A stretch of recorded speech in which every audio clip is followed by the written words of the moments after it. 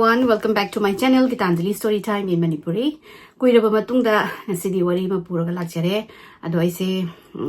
national park mayam koirubagi matam khara lau gare wai thagat pase kuina thagaludare mayam waru bibeyade sidagi wari se toina chang naina thagat ba every 3 to 4 days manungda ai thaganaba tawjarake. Aina chaluba mafam singse Zion National Park, adagidi Bryce Canyon National Park, Dead Valley, Horseshoe Bend, aduga Grand Canyon, sigi mari sing chalubane. Ado moi na ina chalubagi oina khangmai matungin nadi aina moi alien la e kai hariba dagidi mi ga mathong maram khangna mangi pasingja soidra maki mangam ni ai ai khange. Ado ina ngasili de bari sidi aina mangi trip ta Yosemite na chalubado adugi mafamjida thokibane. Yosemite se California da laiba national park amani aduga sigi park se yamna mysterious oiba ma-ongda mi mangbagi khotbagi yamna yawe mamangda soina ligibadasu yawkrabane. Ado sigi wari gi sigi nupi se Sandra kawe. Sandra sigi wari ne ado magi ahamba mangra matungi last ki season eba magi twist haitare ne asisine yamna ngakpase duna mayamna loiba bok tabiyo wari se Sandra Johnson Hughes kawego mase July gi tam kuntaruk 1966 ta pokane. Mas adom koigi outdoor gumba koigi camping adagidi hiking trekking chingka ba khotpa wilderness ta leiba khotpa se mas am pame. Aduna magi college ta magi hayongai college loraga magi profession se park ranger oige kain haibagi maktuda adugi oinaga subject ka loraga mase park ranger tawdoine na adubu by profession da mase accountant di oige mayamna habida mase survivalist ne kai kanoda wilderness da forest da thadoko ado su ma dum hinga la kani ma yam thina hai sine yam ne experience am orba nupi mene haitare. Sandra se anirak lohonge anirak divorce tore aduga masi machas di ama bukle haudre lohongba anirak lohongba sida aduna macha laitabani mas kari haitare ne mafam nomadic life ki type da mafam amada mu hongaga matam khara mu lei mafam amada mu honga matam khara mu lei adu toraga magi apamba da freedom piba jana chatninga matam da chatpa adagi koi camping ga je man thamaga koi national park amdaga camping tawruba mathanda adugumagi am mase aduguma tawraga Hawaii gi mafam amada mase leibani. Ada 2020 gi saigi matam sida covid laeko covid lakpadagi mayam loinak shutdown tawdana isolation tawbagi khotbagi yumda leiro kholo haina government na global pandemic hana lauthoe. Sigi pandemic gi matam sida mase sahi 54 years old sure aduga Maui hariba Hawaii gi island sida leibani. Sigi hasmaina isolation tawdana COVID ki smaina World Health Organization na smaina isolation tawba khotpa dugumbagi restriction lakpa tawbadagi mayam jing na haitare mapan thokna daba khotaba quarantine tawna bagi tagi sigi Sandra sina ma Hawaii dala do leibado adagi mainland lom da laage aina mase California sida oina laaga ma aduda oina magi family member khara sulei ada honga ke na mase decide tawraga magi mayum makai ma poma chai leibesin ma loina yonthomaga mana yongudo pot kha yomaga masi California da laani mana honga paje June gi 2020 dane aduga mana Madeira koba California gi mafam amada masi aduda oina leiraga asigi Madeira hai se Yosemite gi national park manaktane adu mase dum nature pambani na adu haina Yosemite sigi national park sigi manakta sila leiraga hiking tawba camping tawba adu haidi adum chatlaga mathanda koi camping tawba hiking tawraga matam leiba hai se it was kind of haidi isolation tawraga mayam dagi kanone social distancing ni leiri se mana kaidobagi yumanung da thongon jalaga kuptap oraga leido no nature da chatlaga nature da oina leiruge na adu ni ba magi decision se adu ne mana sigi national Yosemite gi national park sida sigi manakta haidare ne sigi manakta da mana magi bhara lauraga leire. California da phajana ma settle down tawrakanda June gi tang kuntaruk se sida mana magi family atopa California gi mafam da leiba family sing sida phone tawraga Sandra sina haire hadi ma sumaina week ani gi solo camping chatluge haina kanogi Yosemite gi National Park Sierra Forest aina yam stress ni am chawna leba ching ngantane sigi manak sida ma camping chatluge aduga ma yawrakanda phone toroke and then maduga ma yawraga signal phangaga na week ma lerakanda amu noida mu contact toroke ai sida lei habdo adu haige hana harmaga ma si camping gi la ani mayuma kai wai sana baloi bedagi mana tang kuntaru kisida ma po machai hape magi camping gi gears nung dagi backpack tawdana sleeping bag tent ke tawd mai gari da hapchalaga ma sigi Yosemite gi national park lom sida thawre thawraga nga hagya orkanda ma thawraga haglaga sigi Yosemite gi national park area size da yausalaga mana jaga ma khalle Jackson's Meadow hana sigi Jackson's Meadow se am phajai ko phajaraga su yam thina rugged oiba mi ga yamna changdaba koi experience mapanda wilderness taga laiba mi na experience laiba mi na ga yam chakan badu gumba mapham amane sigi mapham je mana khalle mana 10 days ki supply ga so hapchalaga ne hadi Saira gi kanogi Saira National Forest se sigi ene national park sigi manung da ni ko lai se sigi Johnson Meadow hari se ma Johnson Meadow khamaga the pura masi ubasada ngawri ba phajabada very postcard ki picture dagi ga tholakpa ko in angawi ngai daga yengbada kai kanoga pictures daga scenery ga phajaba adugumbagi daga leramba sita mase tin harawre haidi sumaina kuina mayum moi haini sumaina kore kan toroga isolation da layuraga kholuraga sumaina sumna phajaba mafamse ubasida bona mana phare ai staida oina 10 days ki ma hai hafta almost 2 weeks ki magi kanoni camping gi trip ne mana hai magi decision se ada mana du main tawraga mabo ma sai je thangda dana khotna tawraga mabo sai je loina ma posala ga zigi Saira kano zigi Johnson Meadow se sigi je chat pa hore mana zigi Johnson Meadow da yobse tang kuntaruk tane si magi family members sing da mas maina Johnson Meadow da oina camping ma camp tawrani kholani na information pirame sigi matung dagi information no mayum ga subari sana gidre adoga July gi tang ani sida hunter ani ma koi hiker haitare ne hiker hunter haigara moi se moi ani ma kano da lakpa oziki Johnson Meadow gi sida mai kalambi ga sam thina kare tare ni yam changda ga wa ba ma pham kanu gani ko lapna lakpa sida camping ama camp ama lapna ui moi se moi ani sina camp tawhi game ki tent ama khalaga leibas lamna ui ada moisna ngakpado haibadi masai mi kan ambok ta da mafam sida camping tawri male kholi male na ada moina chaliba trail se asigi lambi sida dum taba ada taba sida moina kana oira sanu ne sigi suyamna kana tawkraba mi kana ong ta da ba kano yam thina wilderness atare ne ta wilderness ai je wilderness arwai bine sigi wilderness sida moin lama kano camping tawri si bon ngangna raga moini se lakpo sida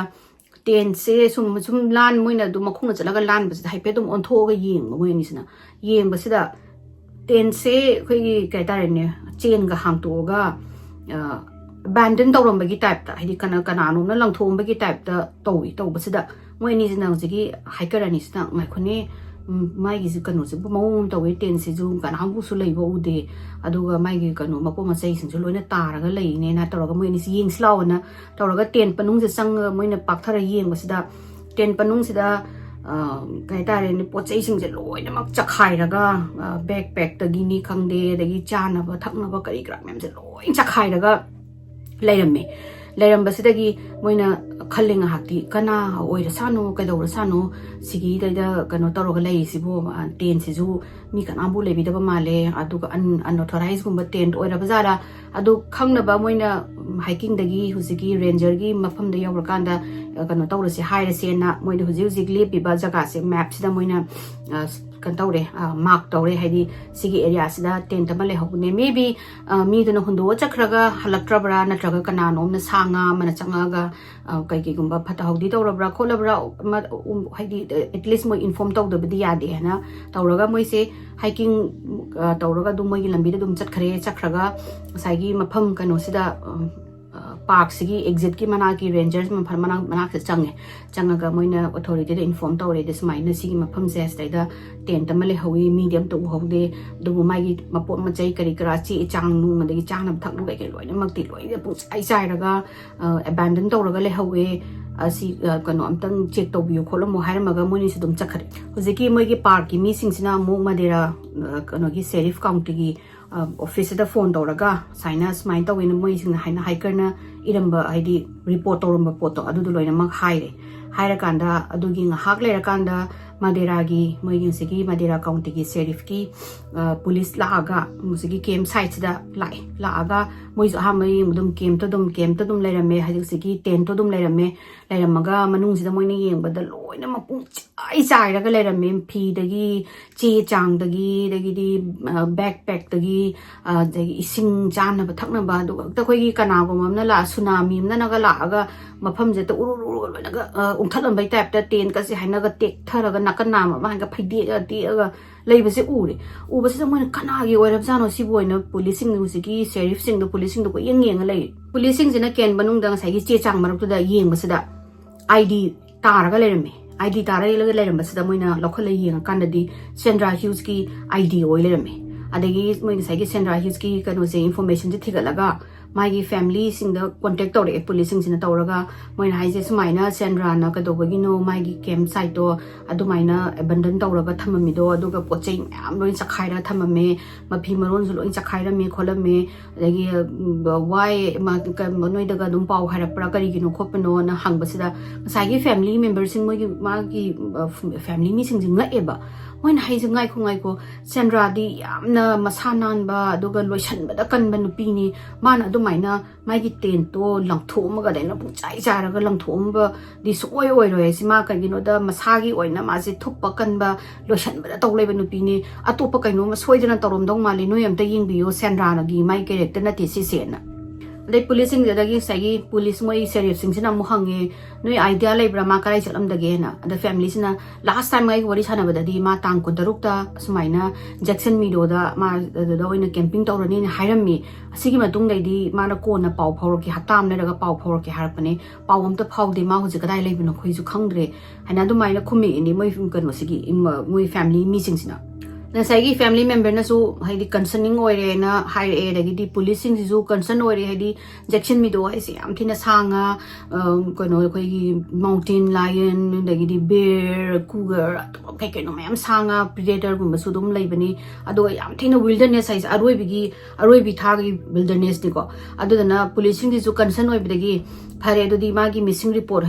हाइदी ओइना missing person ओइना report तौरसी हैना मोइना officially missing report अमा file तौरदगी over the 2 next days को मोइना दुमिनी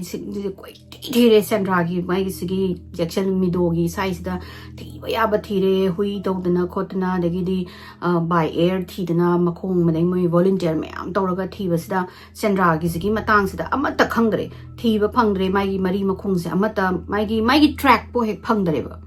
मदेरा की पुलिसिंग सिना मोय दाइदा थेंगनाबा हाइकर जिंगदा दगिदी माय मोयगी कनो चप्पा जिंग कैंपिंग तौबा मी जिंग हंटर सिंग सेदा क्वेश्चन जे तौरगा सिगी नुपी से खंगबरा सि उबरा खोपरा ना फोटो से तौरगा उत्पसिदा कनाम बोना हाइज कोइ उदे खोते अखोइ खंगदि मा थेंगनादे ना लोइना मा खाइरे सेंड्रा की यूनिक ओइबा फीचर्स अमसु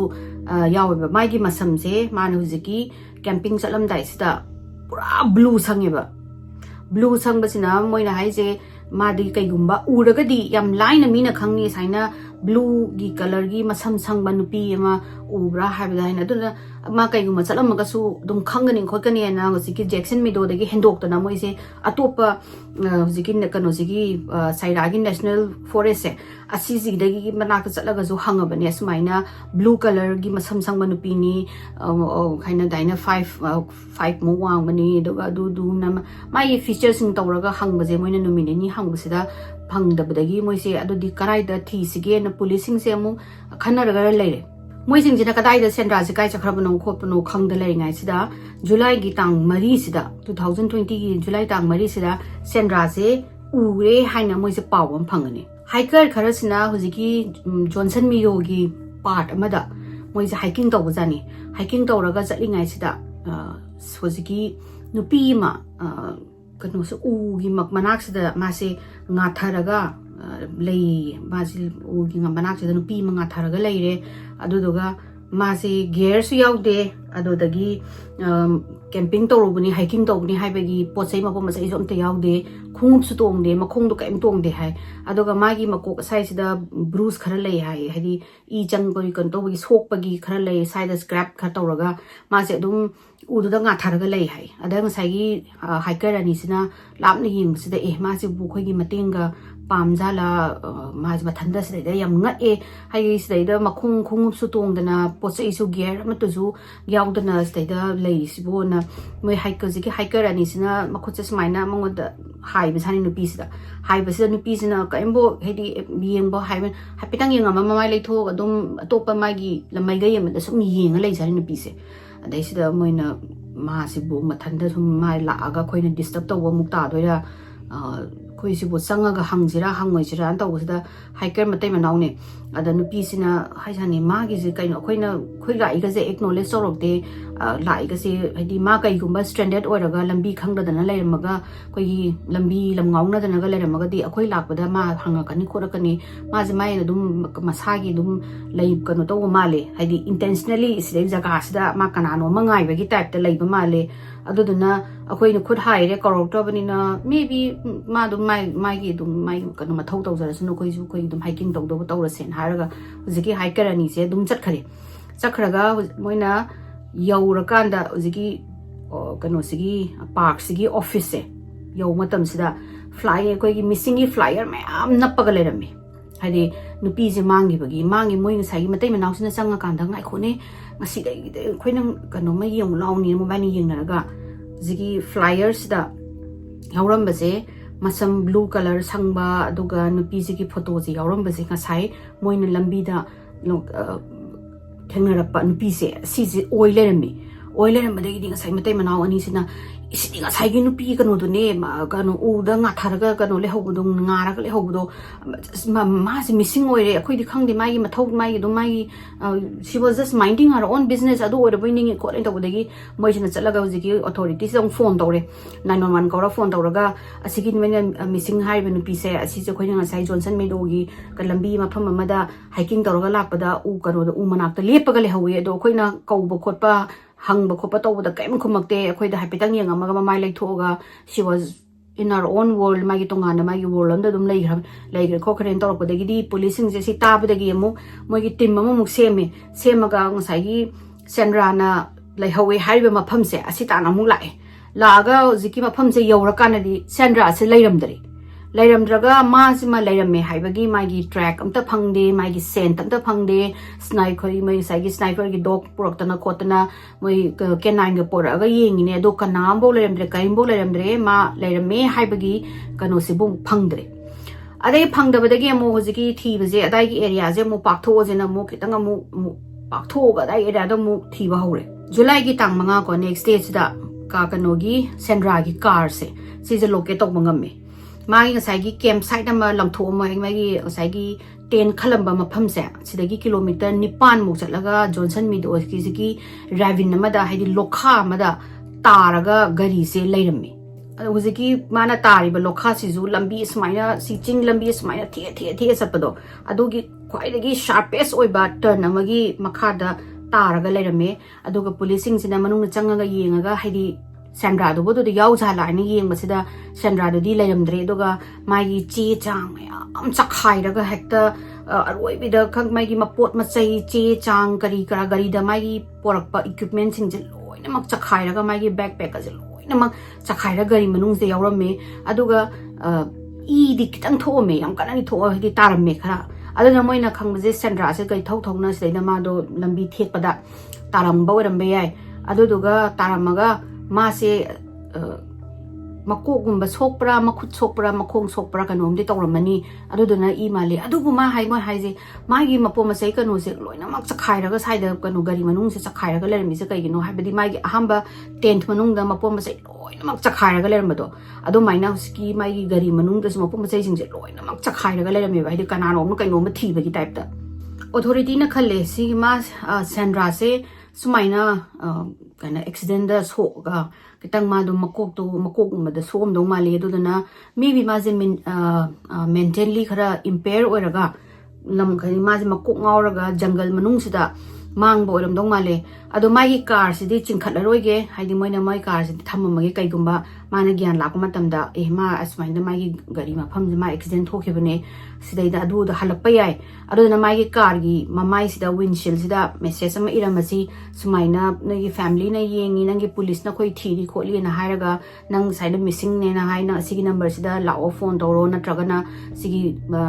nearest ꯔꯦꯟꯖꯔꯒꯤ ꯑꯣꯐꯤꯁꯇ ꯂꯥꯛꯑꯣ ꯈꯣꯠꯂꯣꯅ ꯏꯔꯒ ꯅꯞꯄꯒ ꯊꯝꯃꯝꯃꯦ ꯀꯩꯒꯨꯝꯕ ꯃꯥ ꯍꯜꯂꯛꯑꯒꯁꯨꯅ ꯁꯦꯟꯗ꯭ꯔꯥ ꯊꯤꯕꯒꯤ ꯊꯕꯛꯁꯦ ꯑꯃꯨꯛ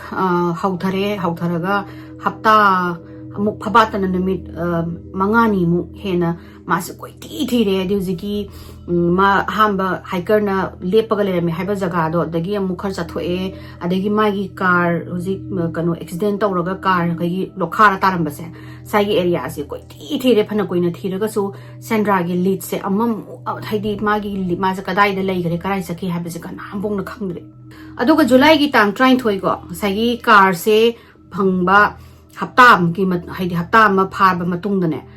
सर्चर खरा मना मोई थीरी बमी खरा मना वॉलंटियर खरा मना जिकी कार सिदगी नॉर्थ लोमदा किलोमीटर 3 मुक चलगा स्पॉटेड लेक हना मफम अमले सिगी लेक से हाइदी मागी तोंगाना मेन रोड अमता लेते रोड हाइदी तोंगाना ट्रेल सु लेते लंबी सु लेते अखोय क्रुक्रा तोब लंबी मयाम सिंगमान मदगी नुंग मयाम से कारगा याम थिना रगेट ओबा थिना डिफिकल्ट ओबा मफम से संगबदे याम थिना डिफिकल्ट ओबा अदुगुंबा एरिया मदा मोइसे दुम येंगु सेना मोइसे संगसलुबनेबा मोइना संगसमसे नुंगदांग वैरम अदुदा संगसलगा स्पॉटेड लेक की लापना मोइना साई एकता कनोगा चिंगमान का कनोगा कोई नुंगदुम मयाम का खतना खोतना जिंग कांसिदा स्लीपिंग बैग अम उई स्लीपिंग बैग उबसिदा मोइसिना ममगा ममसलकपने अदगा कमाइन तौरिसानो ना मोइना साई पाउ सेतु कनोसिदा सैट फोन सिदा पाउ फाउना रे दिस माइनस देदा स्लीपिंग बैग अम ले कोलेन तौबदगी सर्चर अतोपा मयाम सु अदुदा कुमधरगा खोइ ngसागी फ्लैश लाइट का पायरगा मम्मबनिना अदगी जगह सिजु यामना कनो हाइतारेनि लंबी सिजु यामना करी काइतारेनि कच्चा रोतगी हेले हाइतारे लंबी से याम थिना फत्तबा लंबी हाइतारेनि चिंगमान मरक्ता उ नुंग मयाम मरक्तगिनि मोइना तौरगा मोइजे फ्लैश लाइट का तौरकानसिदा कुमधरगा मसिगी आइन हाइ कनो जिजु हुजिकी मागी स्लीपिंग बैग अमा फंगिजिजु स्पॉटेड हगी कसिगी स्पॉटेड लेक हारिसे सिगी हे ग्राउंड मयाइसिदा ग्राउंड हम ले सिगी मयाइसिदा ने मोइना फंगिसे फंगगा मोइना येंग मतमसिदा सेंड्रागी कनो से स्लीपिंग बैग से असीजे ओइरमदोइने अदोगा मागी स्लीपिंग बैग से मोइ फैमिली दा कंफर्म तौबदा खंगिने मागी सिगी कलर गी स्लीपिंग बैग से लै हाबसे अदुदुगा यामना रिसेंटली यूज तौबा कनो मालेबा मफमजे मान तुमुरगा हगुलगा जखिबै टाइपने अदगी ngसेगी सर्चर जिंजना नुंगदांग तो चुपा मा थीरे अमुक थीबसिदा अमुकसु थीबा फंगद्रे अद पुलिसिंग जे मोइसे उजेगी मोइगी सर्च स्टोरी ममीजिंग पुलिसिंग से बैफल ओइरेबा हाइदी सेंड्रा सिना कइनो मागी हाइदी माना ngसाइ मागी कैंप साइट तगी अमुक ngसाइगी कनोना हाइकर अनिना थेंगनाबा लंबी द स्माइना लेपगा लेरंबा मफम सिदगिदी अमु मागी कार गी मफम कार दगी अमु हुजिकी स्पॉटेड लेक हाइना हुजिकी स्पॉटेड कनोगी लेक सिदा मागी स्लीपिंग बैग लेरमिसे असिसिना ताकपदि मासे साउथ तगी नॉर्थ लोमदा याम तपना चटली अदुसु चटलिसिजु इक्विपमेंट्स अमत्ता यावदना अदुदगिदी मागी अदु मखोंगुपसु तोंगदना मखोंग माइ कइमबो यावदना बेयर फुट मासे चटलिसिनी चटपसे खरामाइना चटलिनो अन मोइजे पुलिसिंग गिजु ngएबा दुका खरामाइना मयामना थीबदा मागी दगी हुइना मागी सेंट मनम कई तौबदा अमदा थीबा फंगद्रिनो अदुगा माना मफमजे कमाइना करि दौबगी चटलिनो अन पुलिसिंग से खले दगी मोइना खले करिगुंबा सेंड्रा से याम थुना थीबा फंगदगदी माना चलिब एलिमेंट से योसेमिटे से अयुक कनोसिना नुंगदांगदना याम इंदोइने अदुगा अयु नुंगथिनसिना त खुसामदा सादोइने अदुना माजे कइमबो यावदना मखोंग मखुद गेर नुंग इदगी कइमबो यावदना चटपा हाइसे मा environment सिदाइदा सिगी नेचर गी मागी एलिमेंट सिदा मा सोइदना सीबा तारे ना थी थुना थीदबा यादरे हना मोइ उसाइगी अमु मागी थीबगी कनोजे सर्च एंड रेस्क्यू जे चाउना मु तौरगा हप्ता अममुक थीरे मोइना थीबसे जुलाई गी तांग कुनबोक थीरे थीबदगी मागी लीड अमता मागी कनो मता खंगदबदगी दी उपाय लेतदना अथॉरिटीज ना मागी सर्च से क्लोज तौसलनी अबदी मिसिंग पर्सन ओइना क्लोज तौकरे उपाय लेत्रे मोइ कदाइदा थीदोइनो खंगद्रे अगस्त की तांग 8 को हप्ता 3 लेरकांदा hunter anima uzgi hunting tawbagi yam thina isolated oiba jaga amada moje thorokpa je sagi Sandra gi car kano da lokhara tarambado adagi kilometer 9 muki lap orangani hai aduga sigi jaga sizu mi naga changba jaga nate ko hiker naga changba jaga nate adagi di camper jing naga changba jaga nate just khoi gi yam thina experience oiba hunter jing naga gari daga thoroga changdradi musigi main fokano dagi fujiki national forest dagi changba se pak amdeba aduda so moy ani janga sai kan han moy ani wari sana daga hunter ani je thorok pasida moy na corner ama the pasida labna nupi ma khoi gi saina haide sida sorok che haide sida lambi se sorok se leire ko aduga mathak ta saina chingmoi man boi ma tolei nakanda uwa mem hawi ko sigi u gi marak manak sida yam tina casually nga tharaga lepaga leibase ui u base da ngasai gi hunter ani je ngakpado habidi sigi ma kanu part sida di smaina mi maga yam casually lepaga leibado yam thina nga e lera lon nupi ma adu su nupi ma adu nupi man moina uri si nupi si ju ten ki kam yaude equipment su yaude backpack su yande khung su tungdi aduga phasana lepaga leibasu moi su nga ini kainu majibu mai atopa mai party atopa ga leibsa mi amta leibasu nakanda ude ma mathanda sigi u nakan si lepaga kaidoinu sorong ma pan sida ina ade moi na manak te maybe ma do sumaina lambi ga lamngau na ramzu yam ta hangbi se ma mateng pangbra na taw jaga ma moi se gari se tapna ma ki sel ga nupi sna lepi sigi manak se gari se khamaga yang khalaga moi thongau hangdaraga hi ma'am hi han ton law basida moi na lawi kai ma su yang te nupi se mai thokpa ma suna kana dum yenga leire adagi moi se na kainu ma su ta dra sala han mo hello ma'am do you need help mana ko nang stage na thanda ka dori no do you need help nang ami to paga lakpra nang mateng pangbra phopra na law ra hang basida sukung khumak trine acknowledge buk tarok te mi na kauri na mai haina ham be gi hiker da mi na boyang mi se ma ka su ing de mai na kauri ga da ma su ta di mai thok ma nakanda swai sung haina nga tu u da sai sung nga tharaga mana yeng do mai ga yem da tawraga suma si gi yeng leiri adagi sigi hunter ani sina mi bi mai je state dum thoina la ke na lak pu so oiram ba yai adu amuka so hangama je amuka hangradi adum Satlasi mado maybe mado lap na mayam gi civilization no jigi hana ko bi to boni ko pani na civilization na mi to paga thengna ning da bra kana su khang mano na amuk su moina kawre anje pak thara ga kawi mathak ta yen khalaga mo jigi mana ching du gi u na kandani mana mo kawre hello ma'am nang akhoi hujik chalani nang mateng pang kanu to di pam da di nang soidrabra haina hai basi ai sa sui ngai yeng da bini man do ije ta man moina kawri ga da kaim lo da bi da man thok pam yeng lai bi da gi moina asasla akhoi ju akhoi gi no mi thok to ro si ma do kaimong mateng pam ba su pam ga di pam ba ga di mateng kanu to man de pam ba man de help lo ga pam man de na haram ba moini ju dum thau gare adagi adum nupi du ju dum lepale hore dai moi je thau ro ga moi gi hunting to do ko to boloi to ro ga hala ga ngasai gi amu kanu sigi office da mu chang doi ne ba ranger gi office chang ba sida poster mayam thet ba je mu u ba sida moi ni sina kainu mo yang unique oi ba mu i jigi blue color gi masam je sangaga haina missing gi flyer se u ba sida ngasai gi hunter jiga kanu ga na haije oh my god ngasai nupi ma sa kanu da lambi gi kanu mathak tu da chingmana ki so kanu da lepaga le hodo sigi missing kanu sini nupi sine khopani na moin tawbudagi a city authority da inform taw da yara roina hunter sing jina authority da phone tawraga ma ngasai gi ma ubagi report tawre ana moin hantak ti haije sigi da photo sida ubase sidagi di ma kitang mayang di kangthare aduga mado kanu setlami overall jeans ama ko ID ko gi dangri gi type ta ma setlami aduga floral gi t-shirt ama litli aduga kanu tawi masam do di blue dum sangena dumai haidi ada saigi serif sing jam tina surprising oi bedo habidi mana last time moina July gi tang mari da hiker na ubada di mado black t-shirt amga blue jeans amaga litlena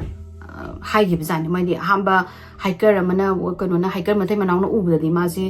black t-shirt ka blue jeans ka lit bazani aduga hantak sina overall ama di dangri ki type ta ma se le aduga floral gi t-shirt le sida moi sida mana karai dagi mapo ma sai loi no hundo ma bani karai dai changa ga mai gi ma phi si bu hongui no ha be police se munga e moi asai gi hunter sing na hire ba ma pham da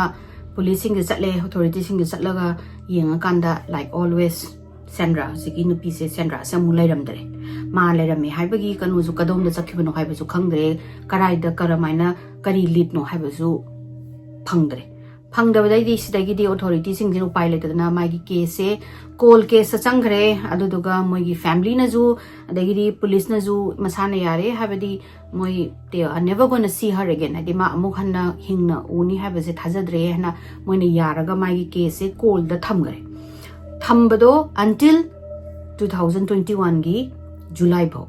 chahi ma leraga July gi tam kun ma thoi 2021 sida Jack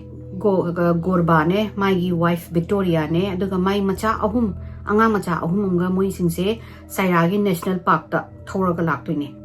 moina lakbase sat ip khaina yam phajaba kan mafam ma lei hoigi huziki national parks ma loina uba ma sigi jida thorokpa sida ngasigi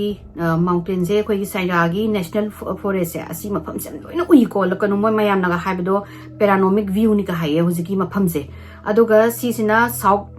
kanu sigi Johnson Meadow dagi south lom da chalaga haidi kilometer 9 muk south da chalakanda leiduini haidi ahamba kanu gi Sandra gi campsite phangbado dui mafam do oiduini sigi Jack ka my family ga sina thogalaga lambi mayai sigi sat ip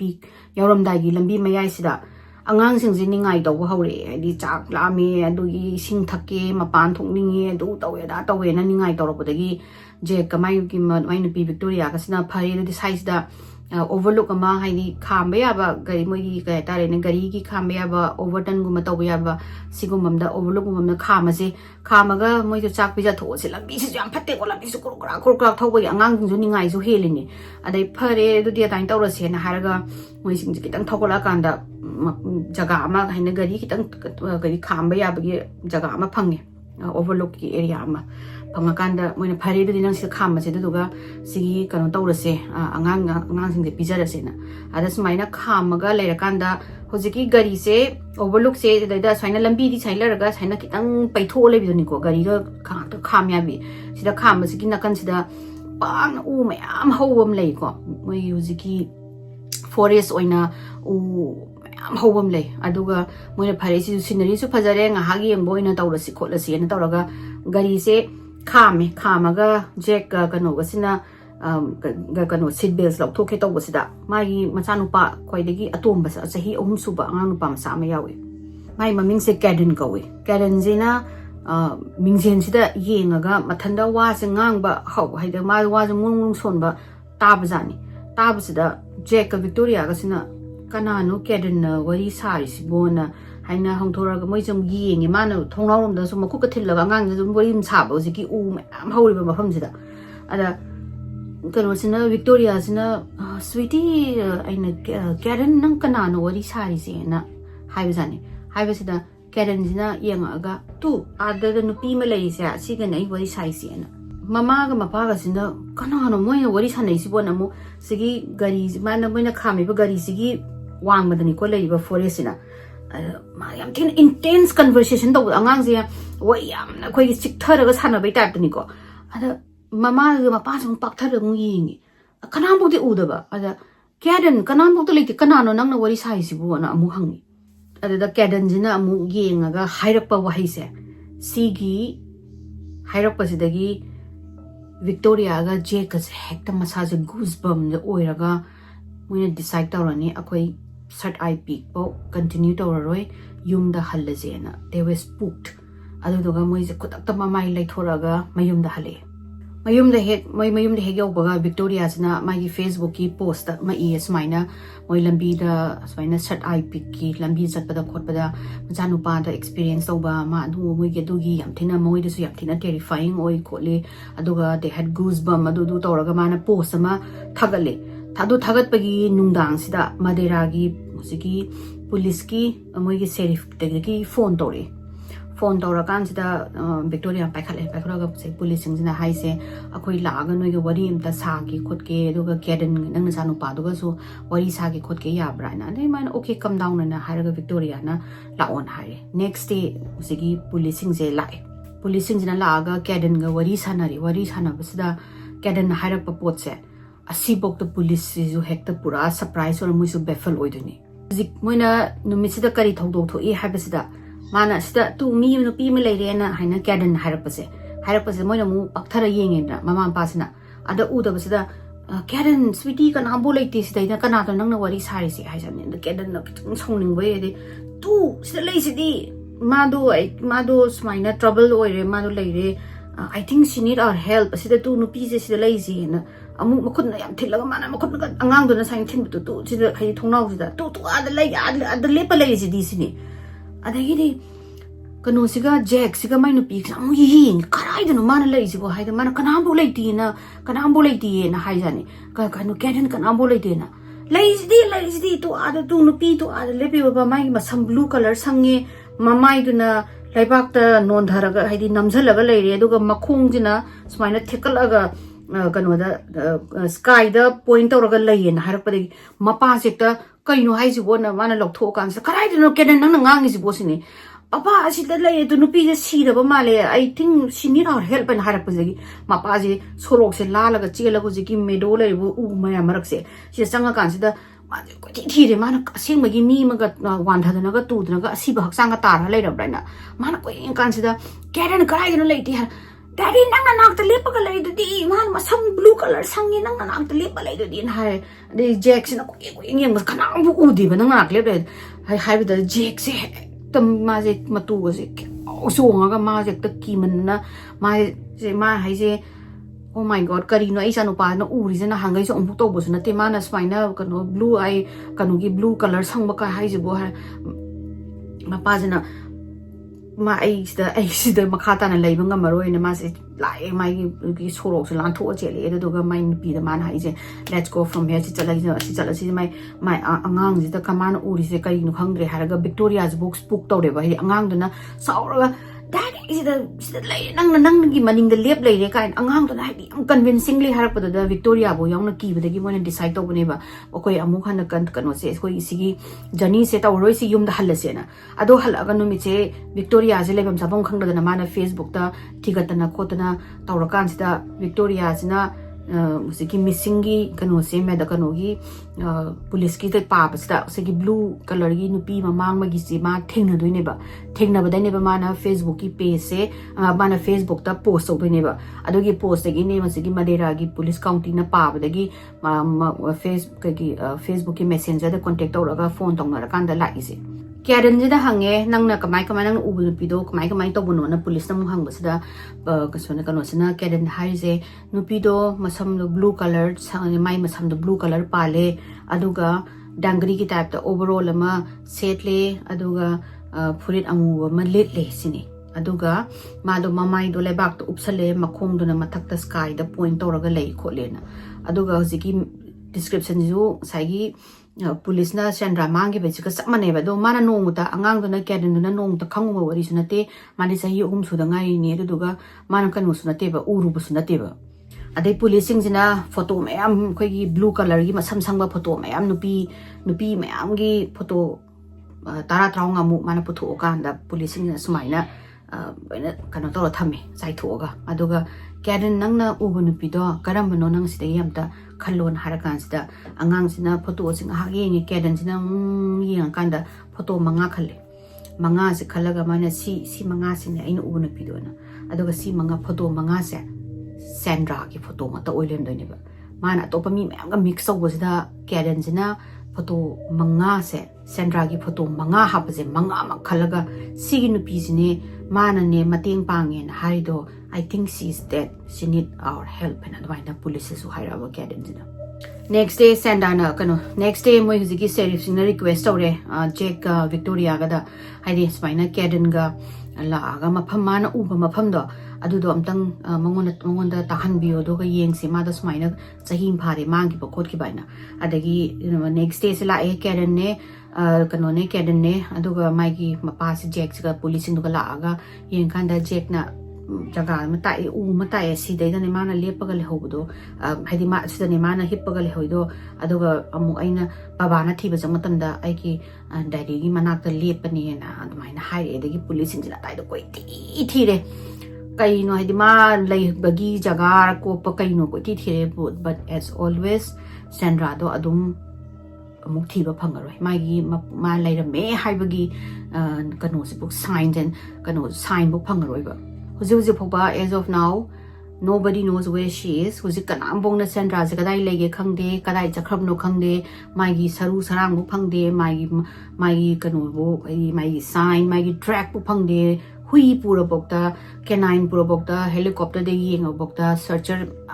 hundreds and hundred point thibi su khangde aduna huji bok ma je magi case se dum ko loraga su ma haina missing ki person da dum lady close tawdri ko loraga lei aduga moin huji haise mayam na magi matang da uba khangba kaigomba sarum ta werbusu phangaga su adum pau pibiro oino je phobo open tawraga leiri adu magi sumaina angang duna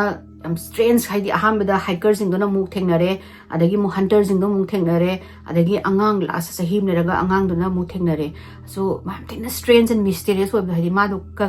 karai da chakrage haibise kana bun hoju khangri